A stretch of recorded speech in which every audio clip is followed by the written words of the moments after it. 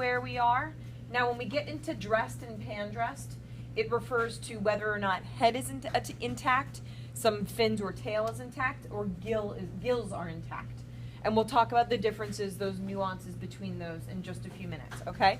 But yeah, I'll give you the list, and it'll also talk a little bit about butterflies versus wheels versus steak, etc., which is after we get those fillets off the body, what are we doing with them, okay? Now, at this point, there are no scales on this fish. We received them whole and drawn.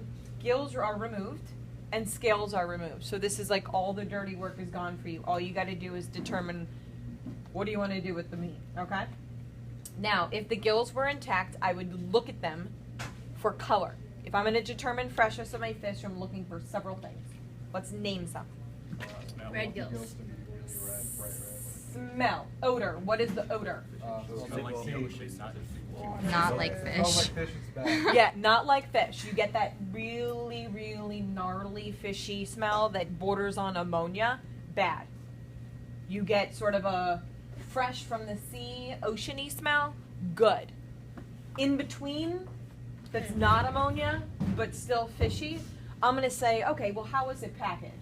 Am I going to sort of, if it was sort of captured in too much plastic overnight, I'm going to feel but I'm also going to look at some other things to determine if it was just kind of kept a little bit too airtight, and I can salvage it. If not, then it's going to be a discard, obviously. So gills are going to be Red. bright red. So if I were to have gills here and I were to look at them, which are going to be right up under here, kind of think about up underneath the mouth, I'm going to look and I want them to be bright red. They start looking like brick red color, browning, very, very, very dry. Bad, adios. What else? Eyes. What about them? It should be clear. Not sunken in. Clear, not super sunken in, preferably bulging, which is indicative of what? Brought up out of the water too fast. Okay, but if they're not sunken, as opposed to sunken, but they're full, the eyes are full, what does that mean? Fresh. Yeah, it's hydrated. It's still hydrated, meaning it's still super fresh. Absolutely. Now, we've got one kind of pink eye happening here, which I am going to assume is just damage. Not like pink eye. Gross. Come on. Just a little bit of damage. This eye is perfectly clear. A little bit sunken, but he's been sitting on freezing cold ice, so I'm not necessarily terribly worried about him today. What else am I looking for other than eyes and gills? Texture. What? It shouldn't, the scales. Moist scales. Shouldn't leave an imprint. Shouldn't leave an imprint. So as I'm pushing here, it's coming back to its shape. I'm not leaving my fingerprint in its flesh, just like chicken, like old yucky chicken. Good. Scales. Should I have scales or just skin itself? Very, very moist. If those scales are breaking off and they're really, really dry in my hands, I'm going to know it's kind of gross too. What else? Fins in the tail. Fins and tail are Intact. intact. Could be, sure, if I bought it that way. What else? If it's alive, it should be moving.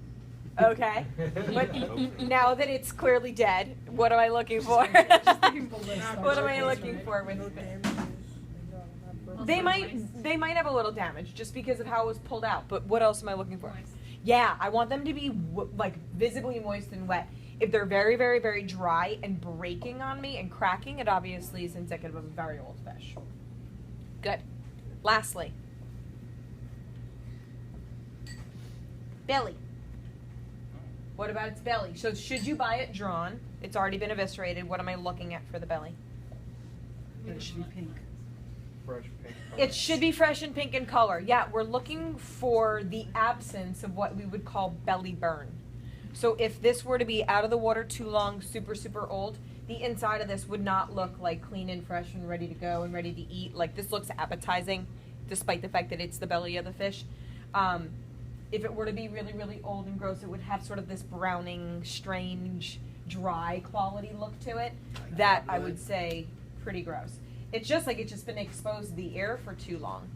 Like think about all those herbs and veggies that we had on our product ID sheet last week, and after 5 hours in class, they just kind of look dead and sad. Yeah. Sort of the same kind of thing. It sits out too long. It has too much air exposure. It's going to dry and discolor and discolor and discolor. So that's what we're looking for. We'll talk about the 4 methods to determining doneness on the board as we start cooking a little later, because we have 4 of those as well. very similar to those chicken methods that we talked about, poultry methods a couple weeks ago, okay? So I use my boning knife for this, preferably a nice sharp one. Everybody that's standing here is a right-handed individual, yeah? Yes. So I like to work head to tail, left to right. That's my preference, but you guys might like to do this in my backwards. So my first handle is going to be the fin that's just directly behind its gill. And I'm going to look at that as sort of a roadmap marker. So our first sign that we're going to look for is the back of the gill. I'm also going to look for where the head, the bottom of the head, and the top of the flesh, at the top of its spine, so to speak, meets. Because there's a bit of flesh right here that I don't want to lose, just like losing some of the thigh on your poultry. Yeah. Okay. So I don't want to lose this meat up here, particularly on bigger fish. This could be an ounce or two or more of usable product. Okay. So I do not want to waste money here, okay? So the angle of my knife is going to be kind of going in at that 45-degree angle that you guys see a lot. It's going to be directly behind this fin. It's going to be directly behind this gill, kind of pointing in that direction of where the meat is going to meet in the V up here by its head. I'm going to use my knife by going in kind of cleanly to where it hits the head, and I'm going to cut through to the bottom. If it's already been eviscerated, I'm not worried about anything down here. I'm going to discard this belly or use it for something else.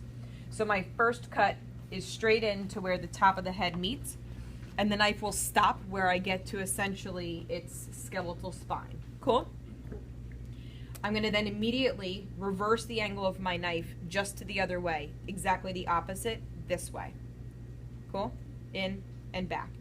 I'm going to go underneath the flesh, and I'm going to start going backwards down to the tail, but I'm going to spin the fish around now so that I don't have to cut in this direction. Does that make sense? Mhm. So I'm going to cut in this direction, which is a little bit more normal for me. So I'm going to come back where I made that first cut, and I'm going to use the palm of my hand to very gently hold the top of the fillet. I'm going to use my knife at an angle that's sort of tipping towards the board, and I'm going to do those long strokes, just like cutting bread, just like carving meat. I do short, choppy strokes. I get speed bumps. I want long, smooth strokes down the spine, and you're going to hear click, click, click, click, click as I hit each bone down its back. Okay? So the first one is kind of the hardest that you'll hear. That kind of crack. And I'm going to use my knife. I'm going to go slow for you guys. Back and forth, down the length of the spine.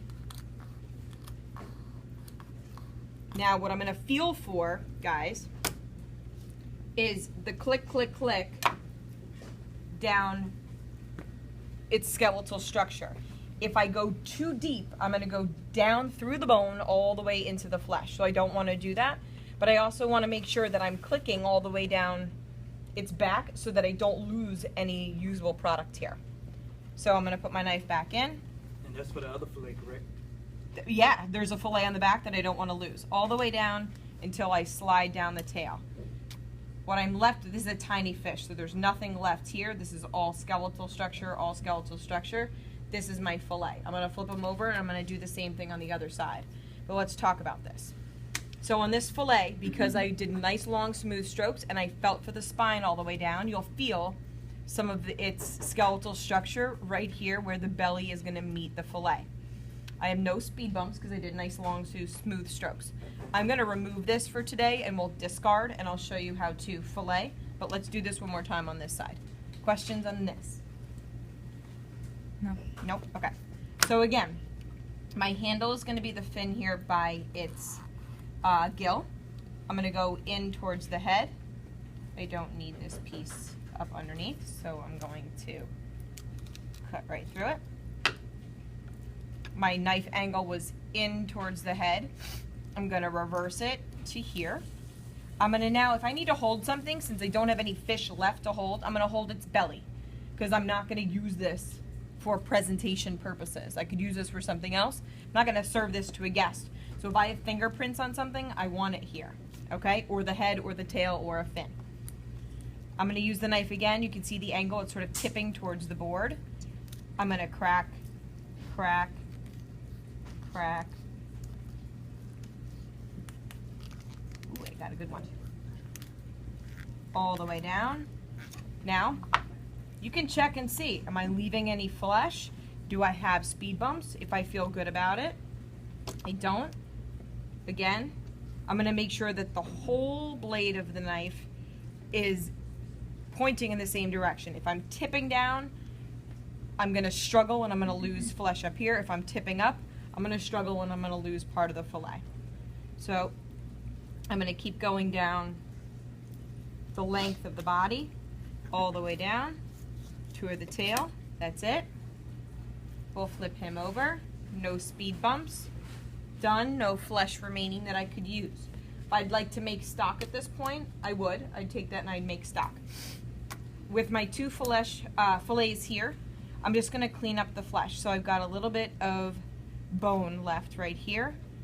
Just kind of like going underneath the rib cage. I'm going to do that to sort of release from the fillet that I want to use. Are we gonna leave skin on? No. Okay. We're going to take skin off. So this belly I'm going to leave for another use. And this is the fillet that I'm left with on one side. There's a few scales here that you can see they messed. If you'd like to see what those look like. And then again on this side, I'm just going to clean up this guy by going up underneath the belly. Okay? Now, at this point we have two very tiny fillets here. These are itty bitties. So it's like one per person. They did a sloppy job scaling our fish. Okay. So at this point, I want to remove the skin. I'm going to very gently put a little slice down here at the very bottom of the tail, just through the meat, so I expose the bottom of the skin, but not all the way through the skin. That little part right here is where I'm going to hold my thumb, and that's going to be my handle. I'm going to use my knife, and I'm going to start to very slowly slide in between the skin and the flesh. See how I did that? Mm-hmm. At this point now, I'm going to use the board as my anchor, and I'm going to glide very gently back and forth with my knife all the way down the length. Now Something here, like taking off Silver's skin, right? kinda, yeah, sure, if you want to think of it like that. But the motion is a little bit different here because we need to be dragging gently using the blade away from us, but we need to be pulling the skin sort of towards us, so we're beginning to separate, but gently, very Wouldn't it gently. be easier if you turned it over? Like No. if the flesh would know away? You would lose more. I'd run the risk of losing. Oh, And we're using the board to kind of anchor the knife here. I should be nearly hitting the board with this. So as I'm dragging back and forth, dragging back and forth, dragging back and forth, what I'm gonna do is pull all the skin off, leave no sort of skin behind. I can clean up any kind of little pieces that are left on the edge here. And I have my fillet. Now on this side, this is all discard if we're not gonna keep skin on. So that's gonna go in my trash pile.